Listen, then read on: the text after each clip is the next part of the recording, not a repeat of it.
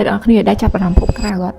ចាប់អារម្មណ៍ភពក្រៅមានន័យថាគឺជាភពដែលនៅក្រៅពីភពផែនដីរបស់យើងអញ្ចឹងមកភពផែនដីរបស់យើងគឺមានជីវិតរស់នៅចុះភពក្រៅផ្សេងទៀតតើមានមនុស្សរស់នៅអត់អញ្ចឹងអ្នកដែលចាប់អារម្មណ៍ភពគឺច្បាស់ជាស្គាល់ហើយភពដែលខ្ញុំកំពុងតែនិយាយមួយនេះភពមួយនេះគឺមានឈ្មោះថា Jupiter ឬក៏ភពប្រហ័សគឺជាភពដែលធំជាងគេបំផុតនៅក្នុងប្រព័ន្ធព្រះអាទិត្យហើយបើសិនជាយើងដាក់តម្រៀបផែនដីរបស់យើងគឺបានរហូតដល់11ផែនដីឯណោះហើយបើសិនបើយើងច្រកផែនដីរបស់យើងគឺបានរហូតដល់1300ផែនដីឯណោះវ៉ាវមានអារម្មណ៍ថាទំហំរបស់វាគឺពិតជាធំខ្លាំងមែនទែនសូម្បីតែទទឹងរបស់វាគឺអាចដាក់ផែនដីយើងរហូតដល់11ផែនដីឯណោះហើយសូម្បីតែការច្រកឧទាហរណ៍ថាបើសិនជាយើងកាត់ផ្នែកខាងលើហើយយើងដាក់ច្រកផែនដីរបស់យើងហើយបិទកម្របមកវិញដាក់បានរហូតដល់1300ផែនដីអញ្ចឹងមានន័យថាទំហំនៃភពប្រហ័សមួយនេះគឺជាភពដែលធំជាងគេបំផុតនៅក្នុងប្រព័ន្ធព្រះអាទិត្យផែនដីយើងមានព្រះច័ន្ទតែមួយទេមែនអត់ចានៅលើភពប្រហ័សគឺមានព្រះច័ន្ទរហូតដល់95ព្រះច័ន្ទឯណោះមានន័យថាគឺយើងមើលទៅលើមេឃទៅឃើញតែព្រះច័ន្ទហ្មងដូចដែលយើងមើលឃើញពីផែនដីទៅឃើញសិតតែផ្កាយអញ្ចឹងណានៅក្នុងភពប្រហ័សហ្នឹងគឺសម្បូរទៅដោយព្រះច័ន្ទគឺមានព្រះច័ន្ទរហូតដល់95ព្រះច័ន្ទហើយបើនិយាយអំពីអត្ថប្រយោជន៍របស់ភពប្រហ័សវិញណាគឺភពប្រហ័សគឺបានជួយការពារផែនដីរបស់យើងពីសំណាក់អាចផ្កាយធំជាច្រើនដែលហោះបំរុងចូលមកបុកផែនដីរបស់យើងប៉ុន្តែគឺត្រូវបានភពប្រហ័សមួយនេះគឺការពារភពផែនដីរបស់យើងឲ្យជាឆ្ងាយអំពីអាចផ្កាយទាំងអស់នោះអញ្ចឹងបើយើងគិតទៅគឺអាចផ្កាយធំមានមាឌធំបើសិនជាអត់មានភពប្រហ័សជួយរងយើងទេគឺប្រហែលជាភពផែនដីរបស់យើងគឺខ្ទេចខ្ទីយូរណាស់មកហើយបើសិនជាអត់មានភពប្រហ័សទេភពយើងនឹងខ្លាចទៅជាភពដែលត្រជាក់បំផុតគឺអាចមានអង្សាសេប្រហែលជាដកអង្សាសេគ្រប់ប្រទេសតែម្ដងហើយប្រទេសដែលនៅជាប់បែកទឹកកកគឺអាចនឹងលែងមានជីវិតរស់នៅតែម្ដងអញ្ចឹងភពទាំងអស់គឺជួយការពារផែនដីរបស់យើងមិនថាតែភពប្រហ័សទេគឺភពផ្សេងទៀតក៏ជួយផែនដីរបស់យើងច្រើនដូចគ្នាដែរប៉ុន្តែភពប្រហ័សនេះគឺជួយការពារយើងអំពីអាចផ្កាយហ្នឹងគឺច្រើនដងខ្លាំងមែនទេហើយបើសិនជាអ្នកទាំងអស់គ្នាក៏លេខទៅមើលរង្វង់មូលដែលយើងមើលទៅវាហាក់បីដូចជារង្វង់មូលទូចមួយនៅលើភពប្រហ័សមូលទូចនោះគឺមានឈ្មោះថា Great Red Spot អញ្ចឹង Great Red Spot នេះគឺមើលទៅទូចខ្លាំងណាស់សម្រាប់ភពប្រហ័សប៉ុន្តែបើសិនជា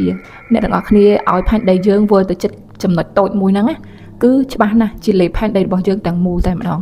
ហើយភពប្រហ័សគឺមានកម្រិតបរិយាកាសគឺក្រាស់ខ្លាំងមែនទែនក្រាស់ហ្នឹងគឺសម្បូរទៅដោយចាហ្គាសសារធាតុហ្គាសគឺសម្បូរខ្លាំងមែនទែនហើយវាជាតិពុលហ្នឹងក៏ខ្លាំងដែរបើយើងមើលទៅគឺសារធាតុវាសិតតែពណ៌ក្រហមទាំងអស់សតបរិយាកាសរបស់វាខាងក្រៅគឺសិតតែពណ៌ក្រហមទាំងអស់ហើយបើនៅខាងក្រៅបរិយាកាសនៅខាងក្រៅរបស់ភពប្រហ័សគឺមានរហូតដល់ដក147អង្សាគឺត្រជាក់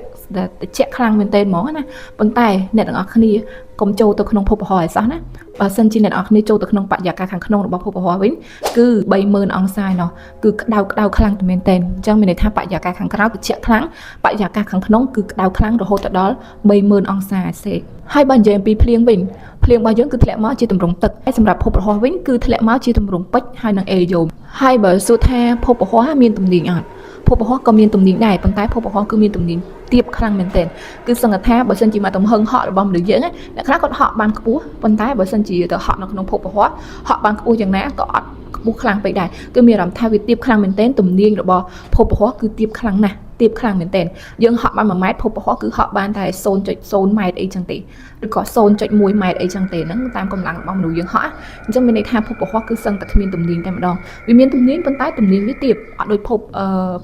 ផែនដីរបស់យើងទេភពផែនដីរបស់យើងគឺមានទំនាញខ្លាំងអញ្ចឹងទៅមនុស្សរបស់យើងគឺឈរនៅលើផែនដីគឺអាចឈរបានប៉ុន្តែនៅភពប្រហ័សវិញគឺទំនាញសឹងថាអាចបើថាមនុស្សយើងដើរវាមិនហោះហើយប៉ុន្តែវាឆិតណាឆិតហោះប៉ុន្តែបើថាធៀបជាមួយនឹងភពព្រះច័ន្ទគឺភពប្រហ័សមានទំនាញជាភពព្រះច័ន្ទភពព្រះច័ន្ទអត់មានទំនាញទេអញ្ចឹងមនុស្សយើងគឺដើរនៅលើភពព្រះច័ន្ទគឺដើរហោះអញ្ចឹងណាបើសិនជាអ្នកនរគ្នាធ្លាប់តាមអាកាសយានិកអ្នកនរគ្នាធ្លាប់ដឹងហើយនៅលើភពព្រះច័ន្ទគឺអត់មានទំនាញទេនៅលើភពព្រះច័ន្ទគឺយើងដើរទោះបីជាខំប្រឹងពាក់កៅធ្ងន់បើសិនជាអ្នកនរគ្នាអត់ដឹងទេទម្ងន់នៃការពាក់អាវអាកាសយានិកគឺមានទម្ងន់រហូតដល់500គីឡូក្រាមអញ្ចឹងមានន័យថាអាវហ្នឹងគឺធ្ងន់ណាស់បើសិនយើងពាក់នៅលើផែនដីវិញមិនស្គាល់ថាបាក់ខ្លួនបាក់ស្មាបាក់ដៃបាក់ជើងអស់ហ្មងប៉ុន្តែអាកាសយានិកពាក់ឡើងទៅលើឋានព្រះច័ន្ទណាគឺ